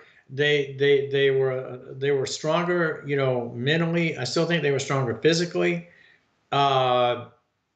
Probably, positionally, maybe not better player to player, but if you looked at them as a whole, I would lean towards those early 2000 teams, and obviously going all the way back to the Calvin Nats and the Dan Issels and the Alex Englishes, because there was continuity there and those type of things. And these teams are soft. That Nuggets team right now is soft. It's soft. And see, I'm with you, because games like this. I'm with you. And see, for me, I think, and I still stick to it, because I still think like the 2000s teams with Melo and Kenyon and Billups, I think they have a stronger chance at defeating. They're definitely, I think they would definitely kill this team that's playing right now. That championship team would be a little bit tougher because Murray was on a different kind of a level. But when you think about it, because you talk about Jokic, right? I think what you end up doing with like a team like the Nuggets back then in those 2000s, you're throwing Kenyon on Jokic, which a guy that can step out and guard three-point line extended, and even deep in the post. Now, I'm not saying I don't think, obviously, I'm not going to sit here and say Kenyon's going to completely shut him down. Like, Jokic is still probably going to end that game in the high 20s, probably a double-double. He's still going to get his rebounds, and he might have like 7 or 8 assists. He's not going off for, 40, 20, and 20, but Kenyon is strong enough as a defender to try to slow him down. Billups, a great defender at point guard, which he would probably be able to shut down and body. See, the thing is, people don't understand that the rules were different back then. You could body these guys. You could hit these guys a little bit when they're going into the basket, and they wouldn't call it as often. You know what the NBA needs, and they miss this, and they'll never see this again, folks. I don't think they will. I think Anthony will agree with me. Most NBA teams back in the 80s, 90s, probably not into the 2000s, definitely late 80s, early 90s. Every team had what was called an enforcer. Yeah, absolutely. His sole purpose, maybe get some rebounds. I don't give a crap if you score 2 points. I really don't. That's your Charles Oakleys, your Vernon Maxwell's, your Metta World Pieces. Those are those guys. Your purpose is to go in there, and I need you to beat the living crap out of their best players. Yeah. I need you to abuse them. I need you to make sure that they don't want to come into the paint, because if they do, they're going to get hurt. And see, that's why I think it'd be a little different. Today's NBA teams. Well, and that's what I'm saying. I think that's why it's a little different for like Jokic saying that in, because not only are you going to get beat up by Kenyon, he's going to beat you, he's going to hit, but Kenyon's going to do the same thing down there on the block. He's going to get the ball. He's going to try to get you inside. He's going to make you move. He can do the same thing And then not only that, now you have to worry. And I'm talking about just Kenyon. That's the sad part, right? I'm talking about just Kenyon Martin on the team. I brought up Chauncey. I'm not even talking about the best player on that team yet, which is Carmelo Anthony. Who is going to stop him? Who is going to stop Melo? You hear now all day, and we talked about, right, how social media is so different because we hear all of these news stories. They talk about these players, who's this and that. All you hear now is how much Carmelo Anthony's brought up as how he should be ranked as far as greatest scorers of all time. Now, I'm not talking about greatest players, of course, but just scoring alone. Carmelo Anthony was a different kind of animal when it came to scoring that basketball, okay? Who on that Nuggets team is going to stop him? Not Michael Porter. You're going to put Aaron Gordon. Aaron Gordon is a tremendous defender. But he's not faster and he's not stronger than Melo. I'm sorry, you guys. I know we love Aaron Gordon. I know what you think right now. That's the problem here. Most people are stuck on seeing what they see now. And yes, Aaron Gordon right now in this league, in this era, in this league, is a great defender. Is great stopping most. But when you're talking about a guy like Carmelo Anthony, I'm sorry. He's still going to give Aaron Gordon 30 points. He's still going to get probably 7-8 rebounds. And he'll have 2 or 3 assists. He's going to still put up that. You cannot stop that guy. You know what's going to, a lot of people won't agree with this, but I'm telling you folks, I guarantee you, if you have a Xavier McDaniel or a Charles Oakley or a Bill Laimbeer, and you put LeBron out there, and I'm just going to throw LeBron out there, but I'm looking at this from a physicality standpoint, right? It applies to most of the NBA now as a whole. I'm just going to focus on, you can put Giannis out there if you want to. Put him out there. I don't care. Put Steph Curry out there if you want to. Anybody that has to go inside, that's part of their game. They're not hanging outside the perimeter, dropping threes. I'm going to pause you there. Steph's a different story. I think Steph Curry is one of these guys. Obviously, I think LeBron could play in any era. Just that's how good I think he is. I think he would struggle. I think he would struggle once he got like where you're going with. Once you got beat up, once you got hit a little bit more in the 80s, you stopped doing a little bit more, which I think would lower him because he's not a great shooter. He's getting better, but he's not a great shooter, so he would have had to learn how to shoot way sooner in his career. He probably would have stepped back more, which would have dropped his points more, not get inside because he didn't want to go inside. He didn't want to get beat up. So that's his problem. But Steph Curry, I'm going to say, can play in any era because of how he could shoot, his handles and this like that. I get the whole... Excuse me, I'm going to sneeze. I get the whole... He's a little bit, he's not as strong, but with his movements and how, elusive he is, and then just the shot, where you don't have to go inside. I honestly think Steph Curry could play in any era, in my opinion, though. Oh, no. I love Steph. He could play in any era. I'm saying, but those times that he might think about driving, he might reconsider. Of course. He might second guess 100%. that. No, he could play. But you put LeBron out there or Giannis, any of these guys, night to night, with guys that you've got somebody that's doing their whole purpose is to bang the crap out of you, and possibly if they're a talented team, maybe they can afford to have a couple of bangers on that team that all they're out there for is to save fouls and beat the hell out of you. Let's see how you do with that on a night-to-night basis. It's a different beast when you get out there like that. In today's basketball player, in the football again, flag football, these type of things, you're not built for that. You're bigger guys, but when the contact is there on a nightly basis, football's a little bit different because it's weekly. Night to night with basketball, that becomes a different story, folks. You don't want that. You don't want that. You don't want to be out there banging with Charles Oakley. But Charles Oakley will hurt you. He would hurt you. Xavier McDaniel would hurt you. That's what they took pride in. Well, let's go. The New York Knicks, when they were playing with Jordan, they beat the hell out of you for a reason. That's what I was going to say. You even had certain teams that would come out and say, we're a whole team that's going to come out here. The Bad Boy Pistons, the New York Knicks, they were like that. Even the Pacers, they had the Davis boys inside. They would do it too back in the day. So we're gonna push a little bit forward because I wanted to bring in every single one so everybody kind of has a perspective. We talked about NBA, the Nuggets. We still go old school. I still think an old school team. The '80s team for me, real quick. I struggle because of the big man inside. I don't know what they would do to stop Jokic. He would still do his thing. But they had some really good defenders. I don't know how Fat would do against Murray, but he was a hella defender. I think English could pop off a little bit. It would be a little bit closer with the 80s, but I still think that 2000s is a little bit stronger. But then think about here's one that I'm gonna save this one because it's gonna be a little bit. Let's go the Broncos, right? we all would probably agree that the 98, 97 team, the back-to-back Super Bowl champ, those teams are going to obliterate whatever we have right now, right? And it's hands down.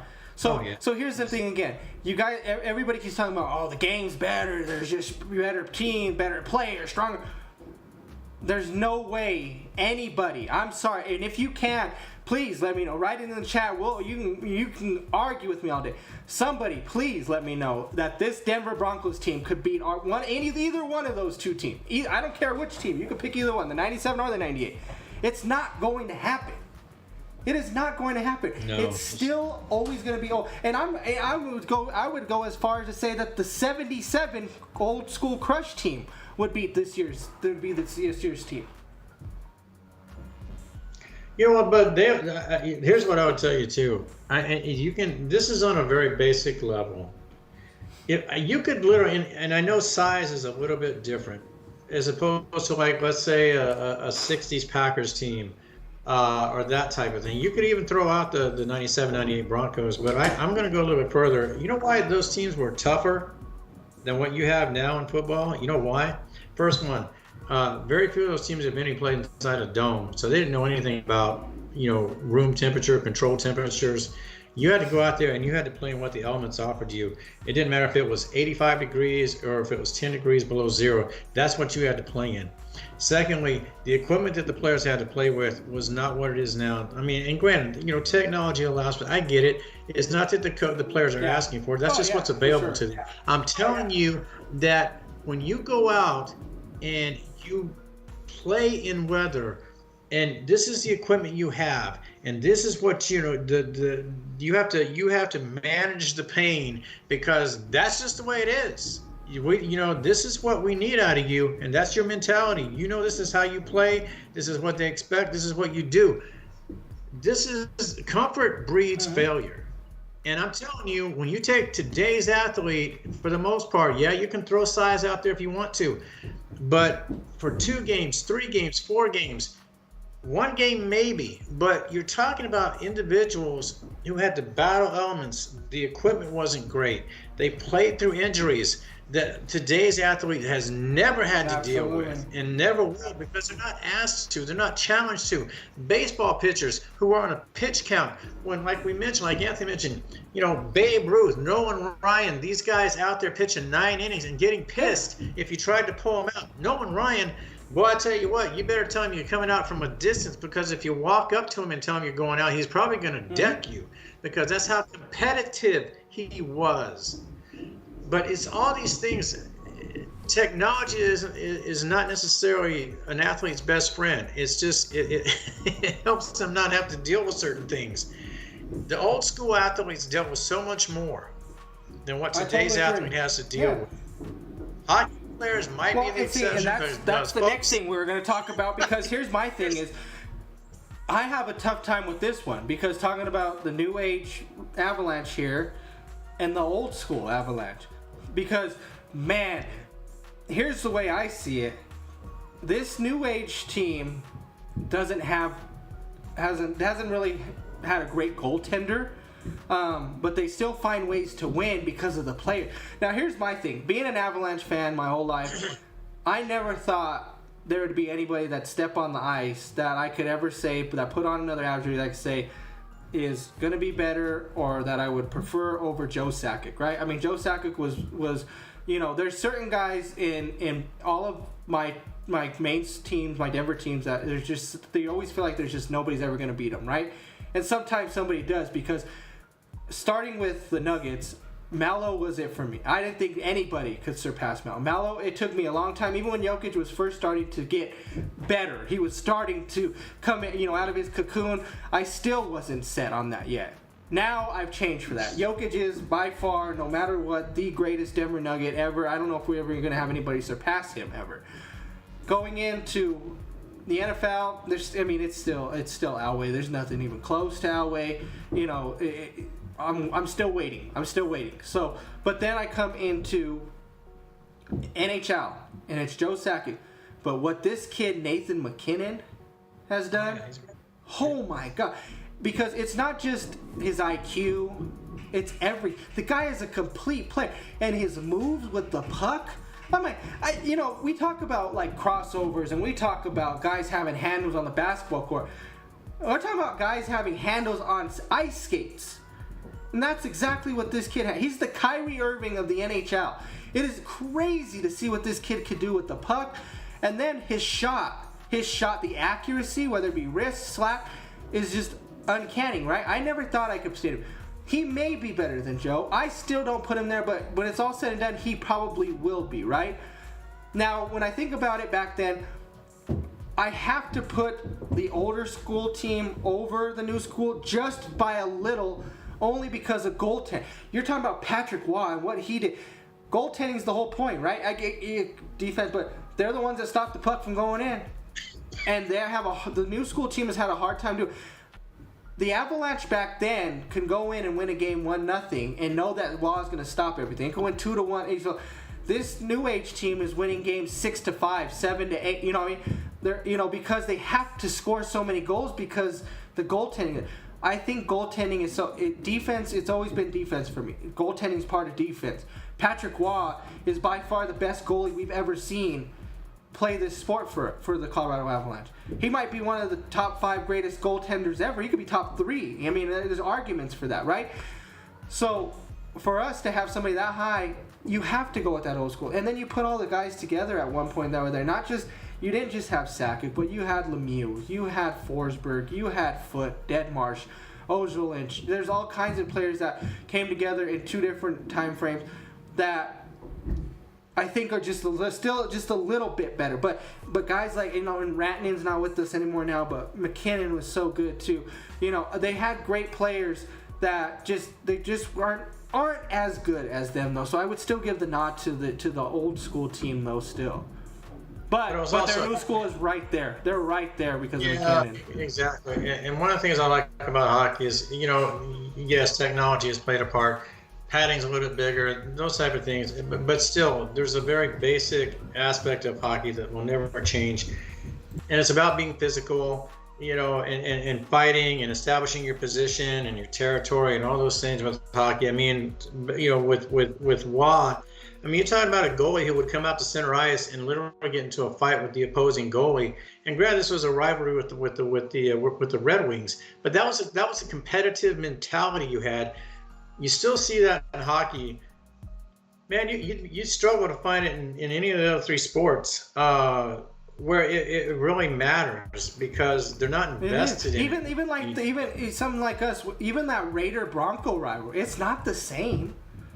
It's not what it used to be. You get better fights in the stands with the fans than you do the players getting into it on the field. Yeah, it's crazy. It's not. They're not as invested in it as the player as the fans are. It's not the same. So far doing this, we've done 3 of them. We'll get to our last one here, but so far we've taken old school, and it isn't just because they're faster, stronger. It's because of everything.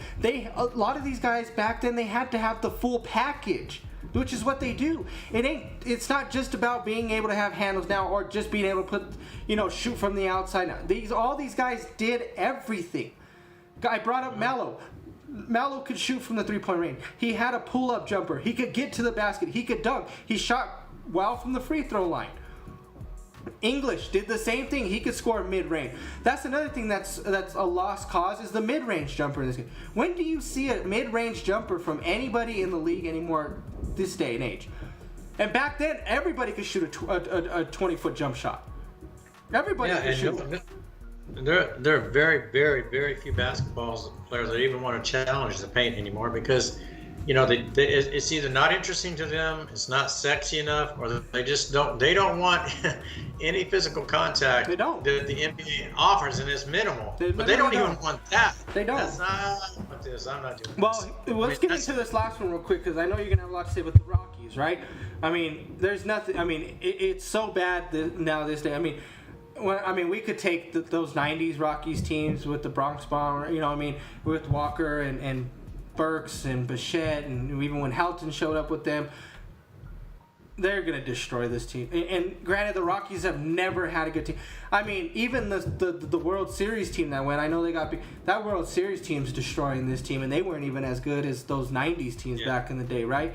I mean, I think those 90s teams would destroy the World Series team. They probably would beat them. I mean, you're talking about Galarraga and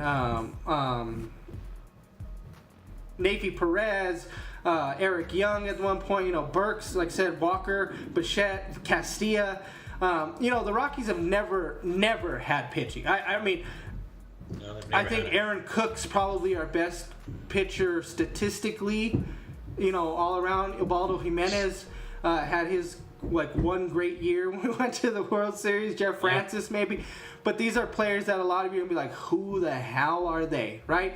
But for me, this is one part of, maybe this is a reason why baseball is getting harder for me to watch, is because having to see what the Mumfords have done with this Rockies team has just been, it's been horrible, Mike. Like, I love baseball so much, and to see the Rockies, you know, at least I'm lucky that I got to see them make a World Series.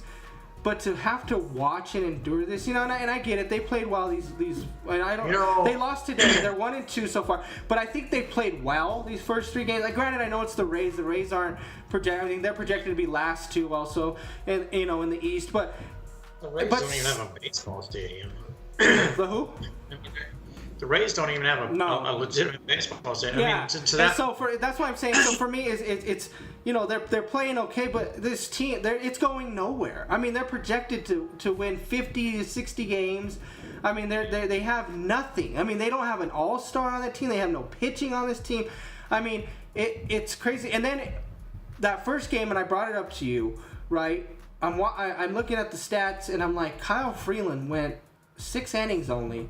He only pitched, like, he had a 60 pitch count, and you brought up the pitch count again. And he had no earned runs on him and 2 hits. And they still won the game, but they brought in they brought in the reliever. The reliever gave up the 2 runs to tie the game, and then they had to come back and win it. But for me, it's like, why did you take him out? He's only got a 60 pitch count. 60. That's like, half of what some of these old guys that we were talking about used to pitch for.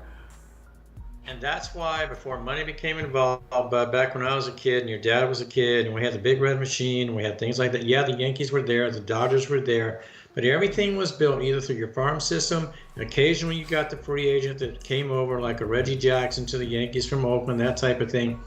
But most every team had a chance to compete for a World Series if they just built properly. Absolutely. It wasn't, this guy is going to be gone in 5 years or 4 years and that type of thing. So, you know, there was consistency there. That's why you had those dynasties. That's why you could have that one team that comes along and wins that World Series or whatever they may do. Well, think about like teams like in baseball, the San Francisco Giants, right?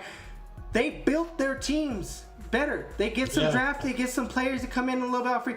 But they didn't have tremendous talent. They didn't have some of these guys that were just out there. You know, Hunter Pence was a guy that you hated to hear because the guy would destroy your day. But he wasn't known as an all-star. He's not a superstar. He's not a Hall of Famer. People aren't talking about him in that sense as being one of the greatest. But he was terrific for that team. He did his job and he's supposed to.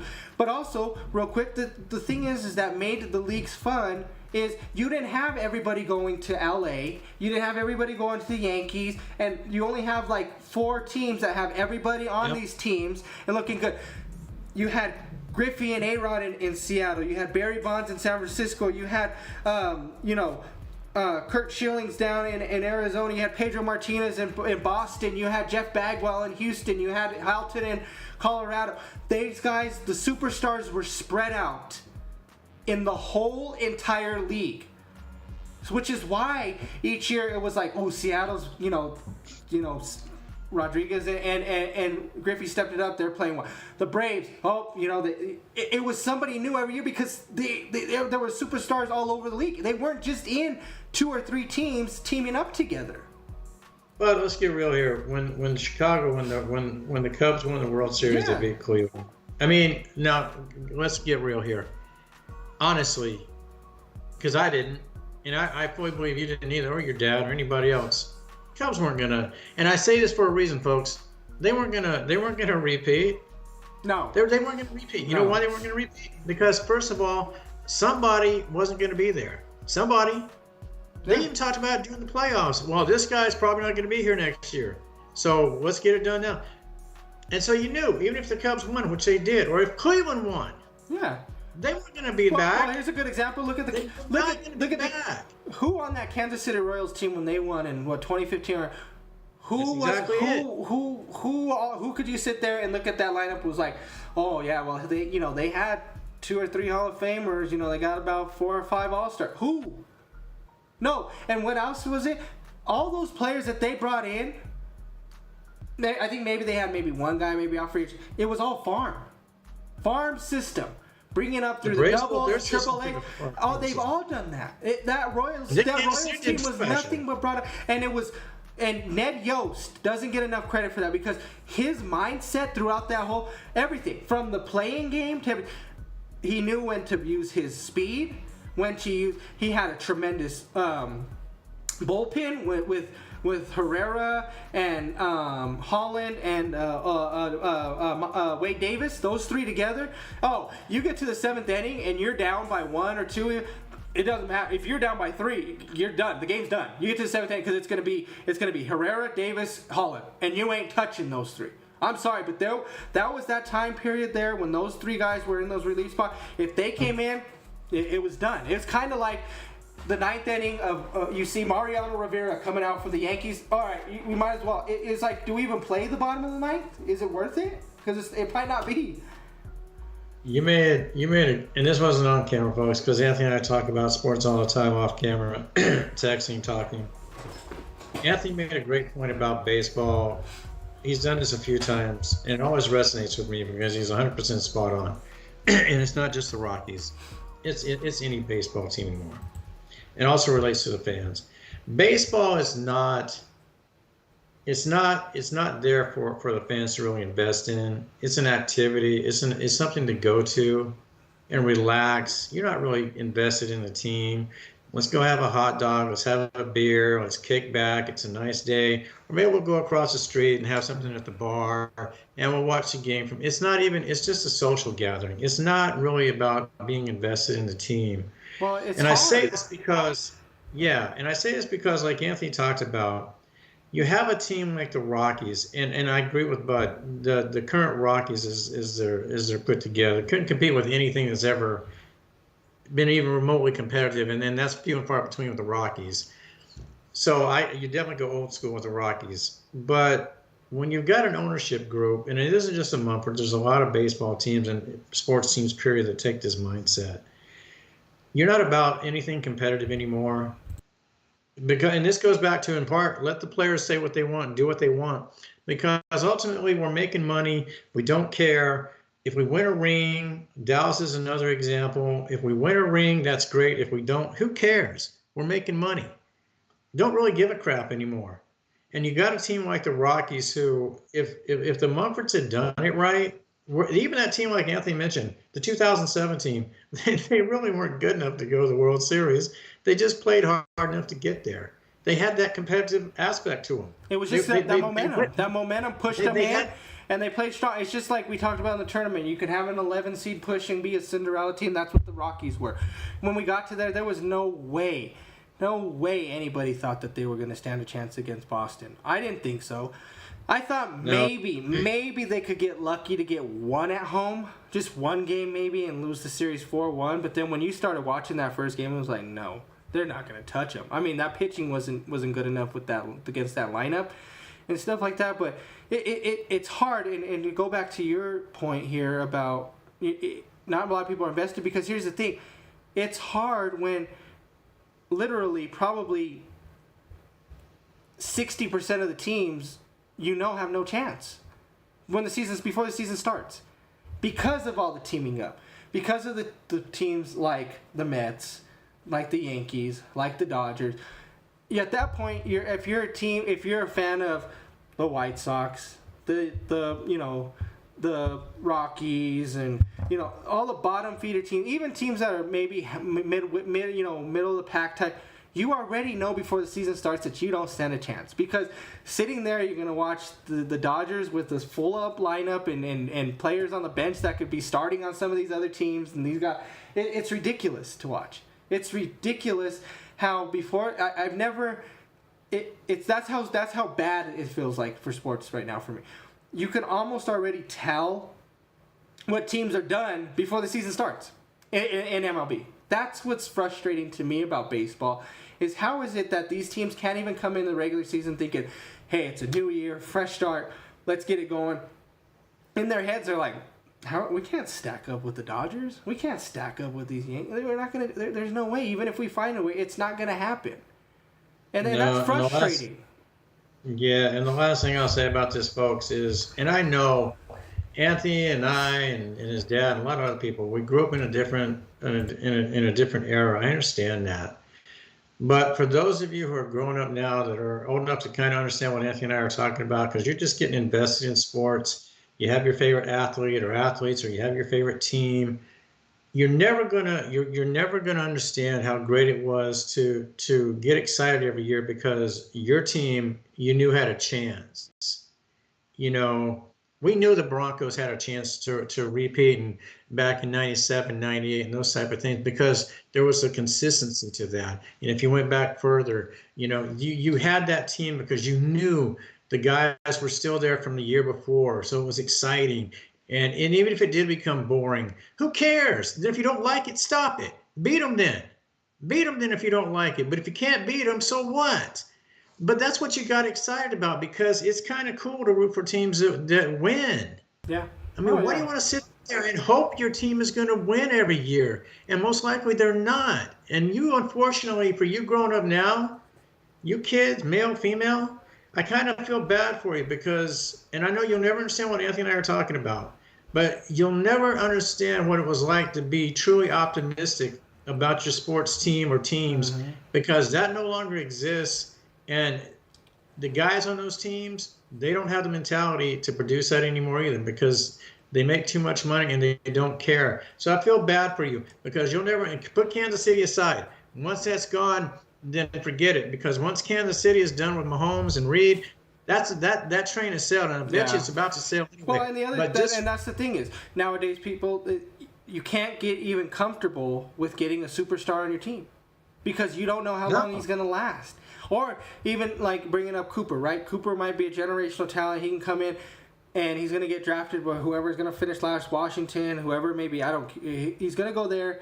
He's going to play out his contract. He's not going to be happy there, and he's going to end up moving on free agency to somewhere else. And you're going to only have him for 2 or 3 years, whatever they may sign for. But that's what's happening in everything. We got who's a good example maybe now? Maybe like Washington, okay, right? They just got Debo. Yeah. Is he going to finish his career in Washington? I highly doubt it. Because here's the thing. He's one of those players, too, where when things start not going the way he wants, the way it's not planned, right? He wants out. Things haven't been going great in San Francisco, even though they've been to the NFC Championship multiple times. They had a bad year. They had a lot of injuries. He was one of them that didn't even finish the year. And he's the one that's asking for a movement. He's gonna be in Washington. If they don't win, he's gonna ask to leave. He's gonna probably move 2 or 3 more times before his career's over. But why? Yeah. And to that point, Bud, and that's the other thing. Like, there's 2 things to that. One, the athlete that you get, that all-pro whatever, how invested is he in you guys anyway? You brought him in for money. It doesn't mean he's invested in your team. Yep. It just doesn't. Nope. But like Bud said, and this is the last thing I'll say, and this is another great point. Where's that animosity? That guy that comes from Green Bay to play for Denver, he doesn't care if you're playing the Raiders. No. That's gone. That's not his rival. He'd be more ready to go if it's Minnesota or Detroit or Chicago. That's what he wants to play there. If he's motivated. They don't care about that. The Raiders don't care about playing Denver. Denver doesn't care about playing the Raiders. It's not what it used to be. That doesn't exist. It doesn't. And that's too bad. I feel sorry for the young. Because back in the day, no matter how it was, whether Oakland was having the best year, maybe the 2002 year when they went to the Super Bowl, they could have, they're 14-0. Denver's 0-14. That game was still going to be. They probably won by a field goal. And they shouldn't have, right? They probably should have killed. That's just how strong the rivalry. I don't care that we're 0-14. I'll take 2 wins to beat these guys.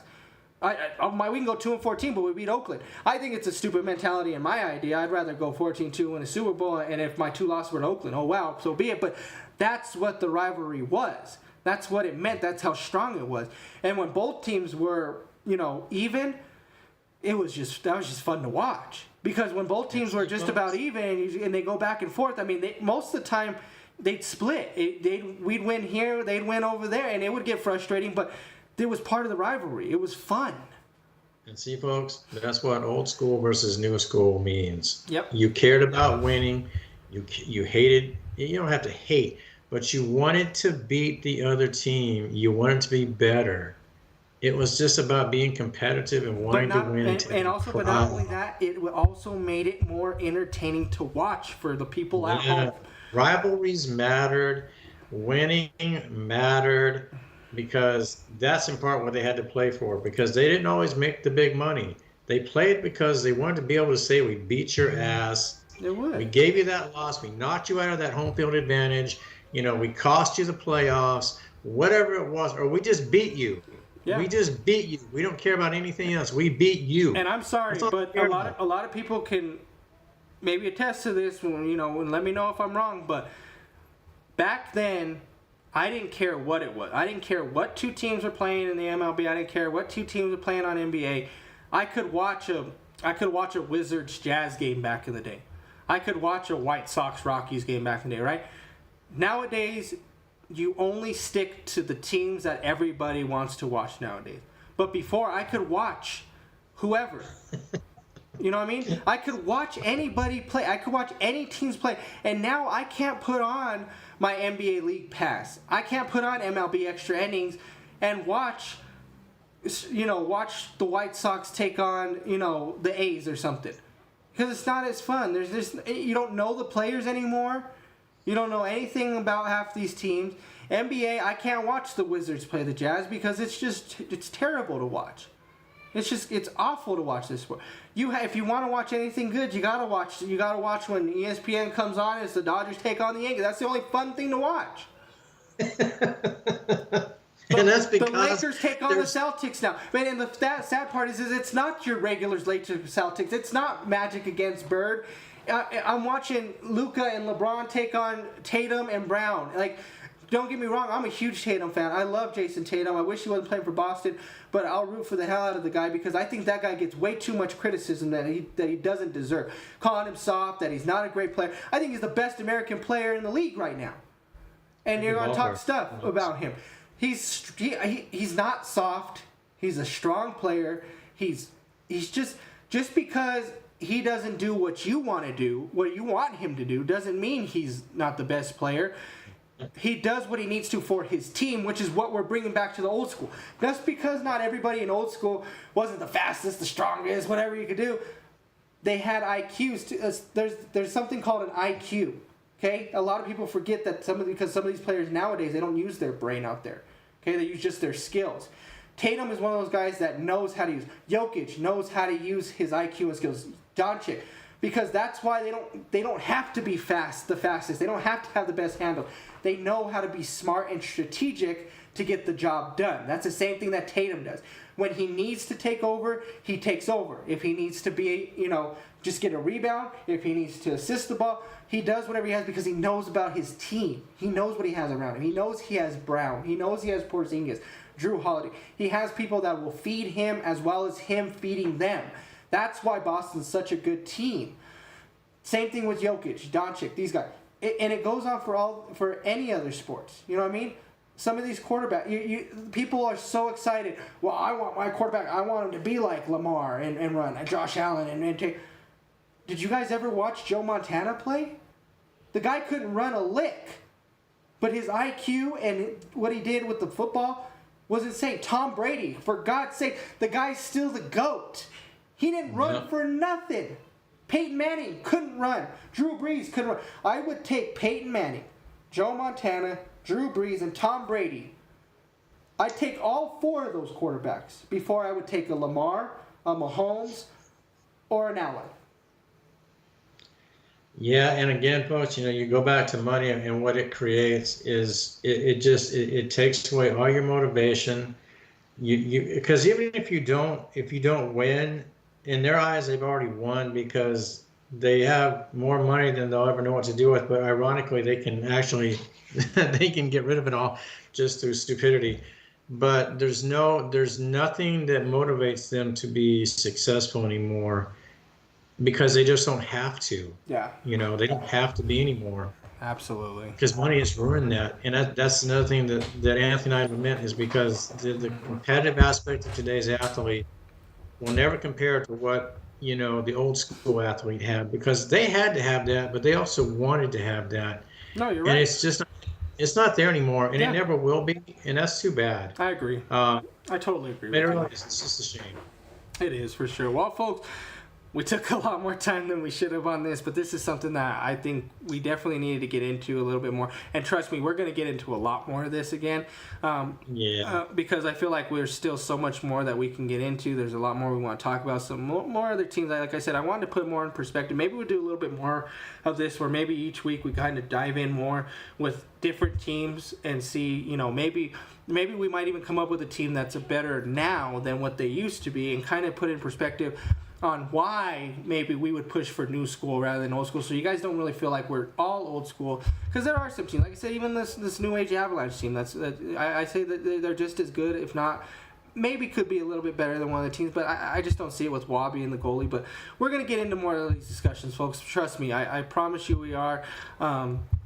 Definitely, but we want to get it going. I know a lot of folks got work tomorrow, school's going on for kids and things like that, so we're usually not on Sundays. But catch us again next week on Saturday for sure, 6:30. If we have any changes, we'll let you guys know. But we should be back next week and stuff like that. But we appreciate you guys for sure tuning in again. Another great episode for us. Please let us know what you guys feel. Are you guys new school? You guys old school? Let us know what you guys thought about coaching. If we're kind of on the same path that you guys feel about coaching, is it just as good? Is it a little bit softer than what you guys are used to? We want to hear from everybody. Somebody that's been watching it more of the new age, and some of you old schools fellas and women, let us know too. And then also drop in there Final Four. Let us know who do you guys got? Who you guys rooting for? Let us know who you guys have maybe sneaking away that not a lot of people have going. But we'll be back next Saturday. I think we should be on 6:30 Mountain Standard Time. We should be right around that same time that the Final Fours possibly be going on. So we'll be kind of getting into that little discussions, and we'll probably get a little bit more deeper into this. And also, Mike doesn't have his rank these set up this week, so we're gonna go ahead and get into those for sure next week and get back on track with that again, though, too. Yeah, and again, folks, it's just a good time for sports in general. We got the Masters coming up here pretty quick. Obviously, the Final Four is winding down. Baseball is kicking in. The basketball playoffs are getting ready to amp up. So there's a lot going on. The draft is coming up. So there's a lot. So thoughts, suggestions, like Anthony's talking about, just let us know. I mean, if there's things that you'd like us to talk about, all you got to do is give us a shout out and let us know, and we'll certainly look at it. And we're happy to talk about anything, but because we just like sports, period. But as I always like to say, each and every week, what you see, what you hear, graphics, everything from top to bottom. This gentleman next to me, to my right or to your left, however you're looking at it, without Mr. Anthony Alvarez, the show you see does not happen. It's his genius, it's his insights, his creativity that makes this show go. My appreciation to him for everything he does. Anthony, thank you so much, sir. Well, each and every week I appreciate it. We both put in as much work as we can. We're both just as busy as anybody can be. I got the kids at school. Mike's constantly working, it feels like. So we try to do what we can. We try to give you guys this best show possible. Like I said, once again, let us know if there's anything you guys want us to throw out there or whatever. But we're going to kind of get into a little bit more of these debates. We kind of get a little bit more into new school, old school stuff, because that's kind of what we're in here for and what we like to kind of discuss a lot more. And we like to talk a lot more old school stuff than we do new, just because it keeps us going, and we still like to just live in the past a little too much, huh, Mike? Apparently. Yeah, we also like the past is a little better, unfortunately. Old school tennis, that type of thing. I mean, we're open to everything. We have thoughts on McElroy and Sampras and obviously all those guys too. We don't mind. We'll get into it. So let us know. But once again, folks, appreciate you guys tuning in. Hopefully you guys had a good time with us. We, like I said, will be back next week. Should be back on Saturday, 6:30 p.m. Mountain Standard Time. please let us know, like I said, in the comments. But don't forget, please, like, subscribe, hit that bell. It helps us a lot more than you guys expect. So please let us know if there's anything you guys like to have us talk about. But have a good rest of the night, folks. Enjoy your week and stay safe out there, folks. Have a good night, folks.